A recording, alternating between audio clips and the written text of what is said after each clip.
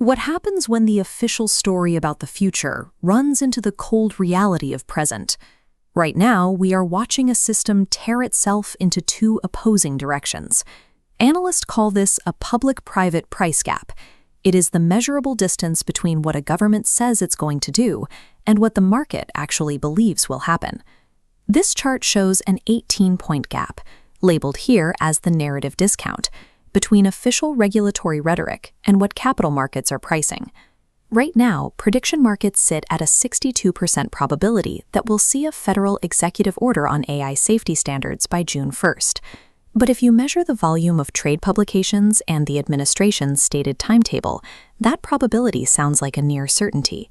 To understand why that gap exists, we must look at how regulation actually operates.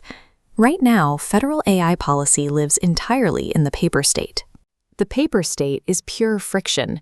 It consists of press announcements, policy frameworks, and 291-page legislative drafts. It generates headlines and implies imminent, top-down control. But the paper state does not compel action. For that, a rule must reach the kinetic state. It is the unyielding reality of a system, enforceable law, binding compliance, and observed bureaucratic execution.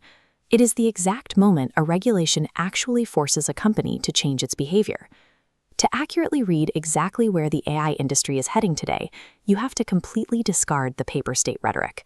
The only reliable way to measure this landscape is by tracking where capital places its bets and watching the clock on actual binding deadlines.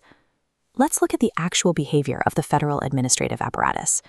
Across Washington, the agencies tasked with governing artificial intelligence, like the U.S. Department of Commerce, have entered a state of holding their authority in reserve rather than exercising it. When an administration issues an executive order with statutory-style deadlines, the agencies are expected to meet them. When those deadlines lapse without consequence and without public explanation, it reveals an internal calculation. The bureaucracy is treating its own regulatory deadlines as optional variables. The December 2025 executive order demanded action. The Commerce Department, the Federal Communications Commission, and the Federal Trade Commission were all given a hard deadline of March 11, 2026, to produce evaluations and proceedings regarding state AI laws. That deadline came and went. The agencies produced nothing.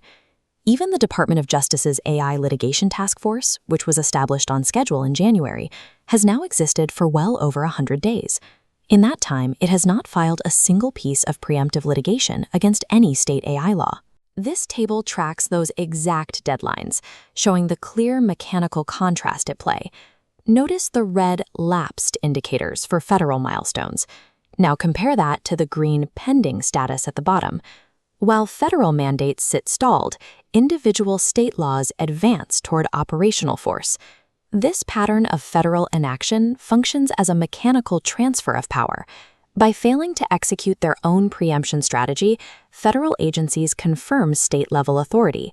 State laws take effect and become absolute simply by default. As individual states step into this federal vacuum, they create a fragmented regulatory patchwork.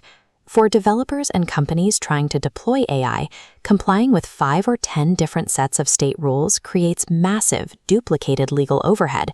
That overhead acts as a compliance moat. Only massive incumbent tech providers have the capital to absorb this friction as fixed operating costs. Smaller developers and open-source models are structurally locked out of the market.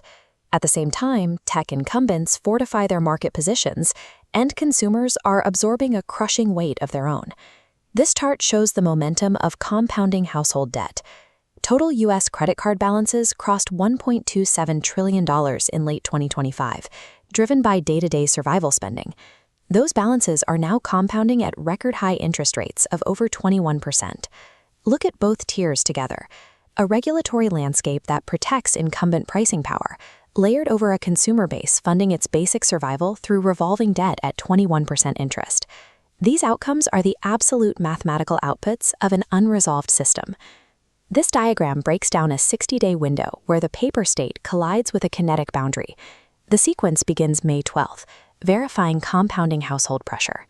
Next is June 1st. Prediction market contracts expire, mathematically proving capital right or wrong about the administration's capacity to act. But the ultimate unmoving boundary arrives on June 30th. This is the exact day the Colorado Artificial Intelligence Act takes operational force. That date creates a predictive obligation. If the federal apparatus fails to produce kinetic intervention before the end of June, the 18-point gap between rhetoric and reality closes. It closes because Capitol was right to discount the official timeline. Ignore the theoretical policy frameworks and empty regulatory threats. Observe only the unyielding boundary of time and execution, standing firm against the noise. A system's trajectory is never determined by what it announces. It is determined exclusively by the absolute mathematical boundary of what it executes.